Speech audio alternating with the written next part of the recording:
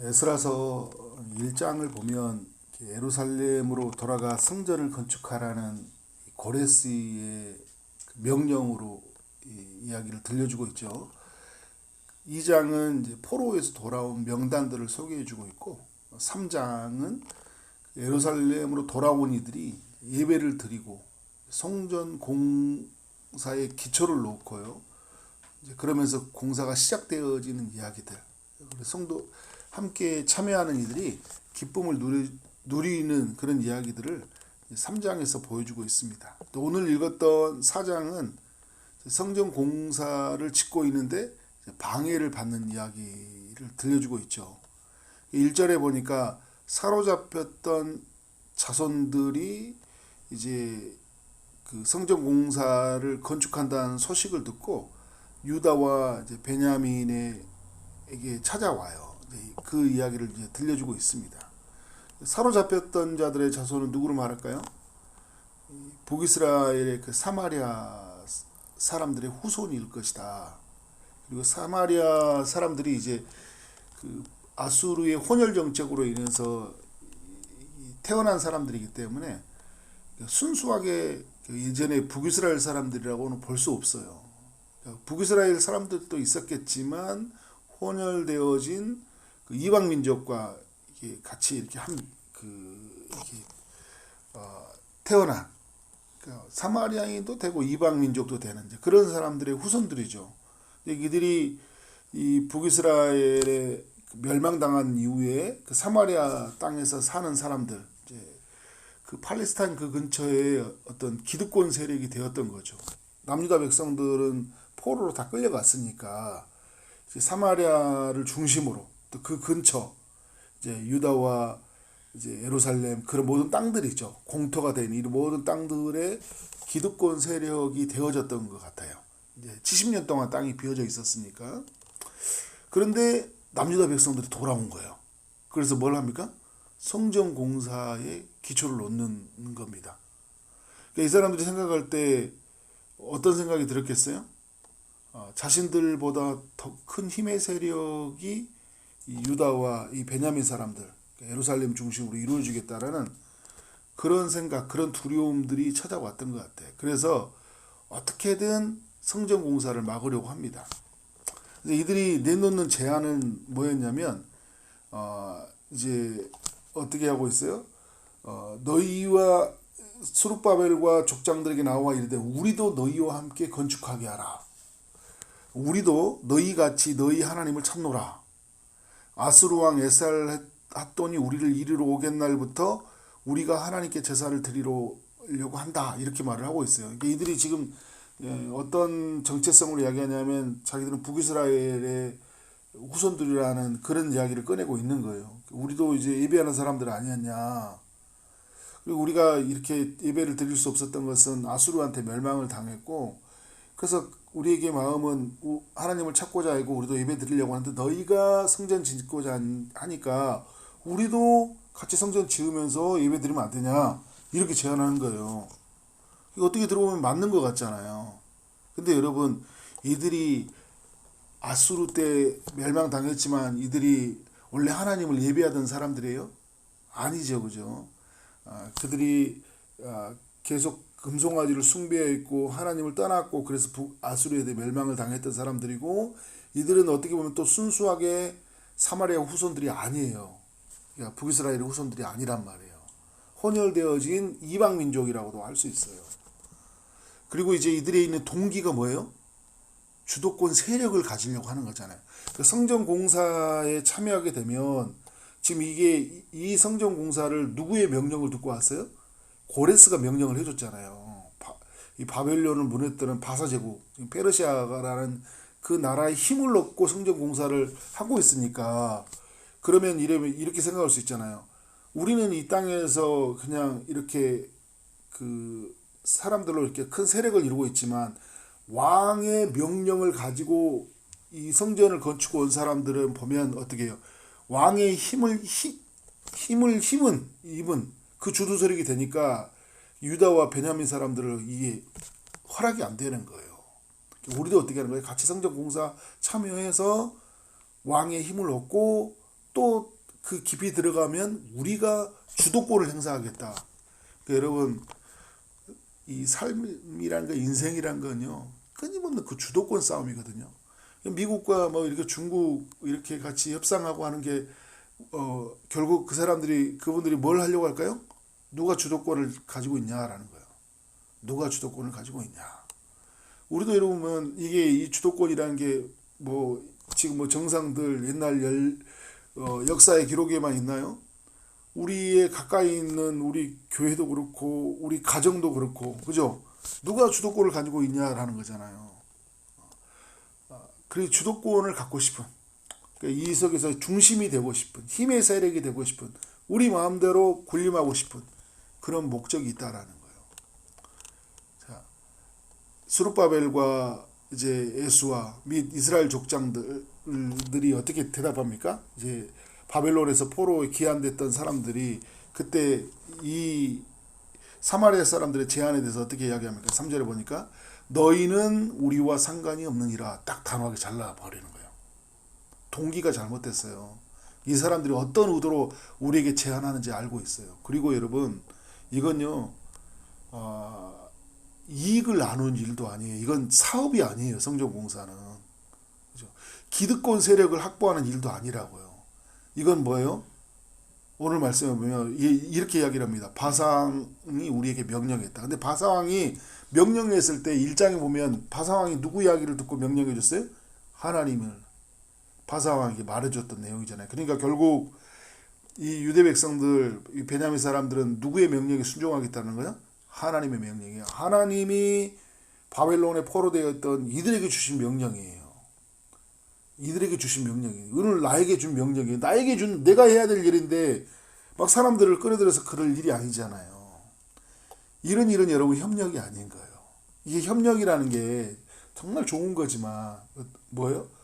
이게 하나님의 일에 어떻게 다르게 이 일이 쓰여질 수 있냐라는 거죠. 이익의 관계가 아니기 때문에, 사업이 아니기 때문에. 이것은 하나님을 예배하기 위해서 만드는 성전 공사인 거예요. 이제 이때부터 본색이 드러나요. 사람들이요, 이렇게 정말 선한 제의를 가진 거, 선한 제의로 이렇게 하잖아요. 그러면 뭐 협업을 제안한다. 근데 그 교묘하게 그 어떤 우리 그 악을 행하도록 우리에게 제안을 해오거든요. 이게 오늘 뭐 이 성전공사가 우리 시대로 가져와 본다면 사람들이 아주 교묘한 그 강명한 천사의 얼굴을 띠고 우리에게 어떤 일들을 제안한 거예요. 한번 이거 해보자. 그래서 들으면 솔깃한 거예요. 근데 여러분 만약에 이 사람들이 거절했을 때 보면 알아요. 거절하니까 뭐가 드러나요? 본색이 드러나잖아요. 거절했을 때. 그러니까 어떤 사람들하고 이렇게 아니오라고 이야기하면요, 거기서 본색이 나타나요. 네가 그랬어? 하면서 갑자기 얼굴이 바뀌어요. 여러분 뭐 주변의 사람들도 그렇고 사람들도 진심이 아닌 것들 보면 이 본색이 많이 드러나요. 우리 전도 행사 하잖아요. 전도 행사하고 이단들도 그렇고요. 우리 교회들도 많이 실수합니다. 본색을 드러내는 거. 막 전도할 때는 얼굴 천사 미소 다 하다가 안 온다고 하잖아요. 안 와? 됐어. 너 이제 상종도 안 해. 이건 그 사람을 진심으로 사랑한 게 아니에요. 그죠? 이단들도 보세요, 여러분. 막 잘해주고, 막 교리, 뭐, 어쩌고저쩌고 하면서 우리 막 꼬셔요. 그죠? 근데, 나 절대 안 가. 당신은 상종 안 해. 그러면 어떻게 해요? 갑자기 얼굴이 바뀌어요. 근데 그게 우리 교회도 그렇게 하더라고요. 그죠? 주변 사람들 막 전도를 하다가 안 오니까 저 사람, 그래? 안 왔어? 안 온다고? 그 됐어. 너 상종도 안 해. 이건 여러분 이렇게 살면 안 되는 거예요. 그죠? 끝까지 섬기는 거죠. 끝까지 하는 거예요. 이게 본색이 드러나는 거예요. 본색이. 그래서 4절부터 보니까 이제 어떻게 합니까? 그 땅 백성이, 유다의 백성이 손을 약하게 하고 그 건축을 이제 방해했다. 이게 손을 약하게 했다는 것은 뭐냐면 이제 그 사람들의 마음을 낙심시키는 거예요. 그러니까 어떻게 낙심시키는 일은요, 계속 마음을 이렇게 실족하도록 계속 긁어내는 거예요. 그리고 어떻게 건축을 방해한다. 계속 건축을 이렇게 마음을 낙심시키고 두렵게 하고 어떻게 하든지 성전을 짓지 못하도록 하는 거야. 그러나 여러분 이런 걸로 막을 수 있어요? 막을 수가 없죠. 그러니까 이 사람들이 했던 게 뭐냐면 5절에 바사왕 고레스의 시대 때부터요, 바사왕 다리오가 즉위 될 때까지 어떤 짓을 합니까? 갈리들에게 뇌물을 주어가지고 성전 공사를 막으려고 해요. 계속 다리오 왕이 즉위될 때까지. 그러니까 다리오 왕이 3대 왕이거든요. 고레스 왕이 1대 왕이고, 그리고 이제 그러니까 아수에르의 왕, 이제 이 아수에르의 왕이 즉위할 때 그들이 이제 글을 올려서 이제 그 글을 올려가지고 유다 예루살렘을 이제 드디어 고발을 합니다. 그래서 그 이 아수르 왕, 그러니까 아닥사스도 왕이라고 하죠. 이 아닥사스에게 글을 올려가지고 이제 고발을 하는데, 이제 그 고발하는 내용이 어떤 내용이에요? 11절 이하에 보니까 이 왕에게 아뢰나이다. 12절에 왕에게 아뢰나이다. 이렇게 하면서 이들에게 고발하는 내용을 뭐냐면, 이 폐역하고 악한 이 성읍을 건축하는데 그 기초를 수축하고 성곽을 건축한다. 그러니까 여러분, 처음에 세워졌던 이 고레스 왕은 이미 하나님의 명령을 듣고 칙령을 내려줬잖아요. 그러니까 이 고레스의 마음은 바뀌지 않아요. 근데 이제 그 다음 세워졌던 왕에게는 또 다른 사람이잖아요. 역사는 참 이렇게 어려워요. 이때는 되는데요, 또 다음 사람이 되니까 또 이제 그 사람은 다른 정서, 다른 생각을 가지고 있잖아요. 그 사람은 내 편이 아니야. 나에게, 그전에는 나에게 굉장히 우호적이었고 나에게 협조했던 사람인데, 다음 새로워진 사람은, 우리나라도 그렇잖아요. 정권이, 또 다음 정권이 세워지고 다음 사람이 리더가 세워지면 이게 나한테 우호적이지 못할 때가 있단 말이에요. 근데 하나님의 계획이 있었단 말이에요.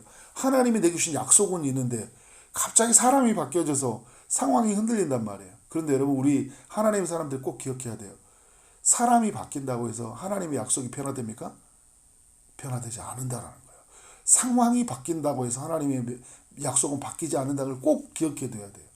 누가 바뀌어도, 누가 해도 어떻게 하는 거예요? 하나님의 일은 반드시 이루어진다는 걸 딱 하나를 어떻게 우리 못을 받고 인생에 딱 고정을 시키고 픽스를 하고 가야 된다라는 거예요. 자, 성전에 이제 건축하게 되는데, 이제 이 사람들이 어떤 이야기 합니까? 13절에 이제 왕은 아시옵소서. 만일 이 성읍을 건축하고 그 성곽을 완공하면 저 무리가 다시는 조공과 관세와 통행세를 바치지 아니하는다. 결국 왕들에게 손해가 되리이다. 그러니까 성전 공사 마치고 성벽 공사 마치면 이들은 이제 이전과 같이 이 다 어떻게 식민 지배를 받고 있기 때문에 이들이 세금을 내야 되거든요. 관세와 통행세를 내야 돼요. 안 된다라는 거예요. 14절에 우리가 이제 왕궁의 소금을 먹음으로 왕이 수치를 당함을 참아보지 못하여. 이 사람들 뭐냐면 사마리 사람들이요. 왕의 소금, 왕이 공급해 주는 걸 다 먹는 사람들. 굉장히 아부를 떨어요. 아부를 떨면서 이러면서 이런 이야기하는 거예요. 야, 이런 나라 걱정해 주는 것 같죠? 근데 나라 걱정하는 거예요. 누구 걱정하는 거예요? 자기들 기득권 얻으려고 하는 거예요. 지금 무슨 별짓을 다 하는 거예요. 그죠? 그래서 15절에 왕은 조상들의 사기를 살펴보면 역사 기록 한번 살펴보십시오라는 거예요. 이 사람들이 어떤 사람이냐면 남유다 백성들이 폐역한 성읍이다. 그 역사 사정이 기록되어 있죠. 그 전에 보면 이제 어떤 기록이냐면 바벨론에 기록되어 있던 이제 이들이 주도권을 잡았으니까 바사 제국이 전 세계 패권을 장악했잖아요. 역사 기록을 보면 이들이 이제 바벨론에 이전에 그 전에 나라들을 어떻게 이스라엘 백성들이 했는지 기록이 나오잖아요. 근데 이들은 어떻게 했냐면 항상 이제 어떻게 반역하는 일들이 있었다라는 거죠.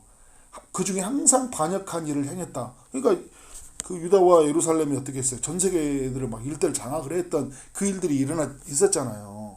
이 사람들은 반드시 그런 나라다. 그러니까 여러분, 치사하게 무슨 이야기냐면 과거 이야기 들춰내가지고 무너뜨리는 거예요. 그러니까 여러분, 사단과 악한 세력들은 어떻게 해요?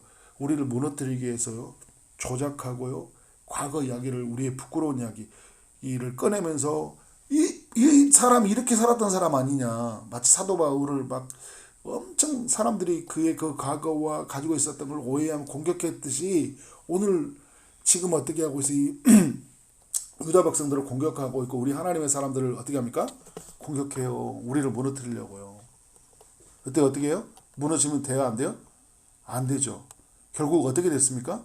16절 쭉 보면 이제 감히 왕에게 말하니 왕에게 아뢰오니 이 성읍이 중건되어 성곽이 준공되면 이로 말미암아 왕이 강 건너편에 영지가 없어지리다. 왕이 주는 땅도 없어지고 이렇게 손해가 될 것이고 그들은 굉장히 위험의 세력이 될 것인데 그래도 저들에게 성전 공사를 허락할 것입니까? 내버려 둘 것입니까? 전하 막 이런 거잖아요. 통촉하시옵소서.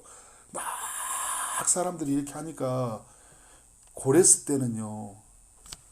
이 고레스의 힘이 엄청 막강했고 그가 내려준 명령은 너무 신의 명령처럼 이 단호했기 때문에 사람들이 들었는데 다음에 세워진 아닥사스는 어떻게 해요? 이렇게 신하들이 말하니까 흔들려버려요. 그래서 17절 어떻게 합니까? 17절 이하는 그 조서를 받고 아닥사스 왕이 이제 어떻게 합니까? 성전 공사를 그치게 해버려요. 23절 보세요. 그들에게 그 유다 사람들이 보고 권력을 억제하여 그 공사를 어떻게 합니까? 이제 그치게 했다. 사마리아 사람들 통해서 그치게 하면서 사마리아 사람들이 여기 쭉 들어가죠. 그 심세와 이런 사람들이 와가지고 이제 그러면서 그들의 성전 공사를 그치게 하면서 그 땅의 주도권 세력은 누구라고 지금 이야기해 주려고 하는 거예요? 사마리아 사람들이다. 우리가 그러니까 바사 제국의 그 명령을 받고 이 땅을 다스려가는 주도권 세력이다. 그래서 여러분 성전 공사가 중단되는데 24절에 보니까 바사 왕 다리오 제2년까지 그러니까 그 다음 세워진 아닥사스 왕 다음 세워진 그 다리오 왕 제2년 때까지 공사가 중단돼요. 총 이때 시간이 학개서의 시간을 보면 학개서와 연결해 보면 16년 정도의 시간이 걸려버렸어요. 네, 여러분 그래서 어떻게 돼요? 공사가 중단돼 버려요. 힘으로 모함으로. 근데 우리가 여러분 주는 교훈이 있어요. 주는 교훈이 매우 긍정적인 부정적인 교훈도 있지만 오늘 이제 에스라서 관점에서 보면 긍정적 교훈으로 바라봐야 된다. 어떤 거냐면 공사가 중단되었지만 이스라엘 백성들은 타협했어요? 안 했어요? 안 했다라는 거. 이게 중요한 거예요. 근데 여러분 우리가 하나님의 역사는 우리가 우리의 시간표로 보면 늦춰줄 수 있어요. 우리의 시간표로 보면. 그죠? 막아지니까. 내 길이 돌아가게 됐고 막혀져 있잖아요. 그런데 여러분 내가 중요한 게 뭐냐면요. 이게 내 시간표를 가지고요. 이건 해야 될 일인 거야. 난 이걸 이 사람들이 뭘 하고 왔어요? 성전 공사 지으려고 왔잖아요. 근데 막아졌어.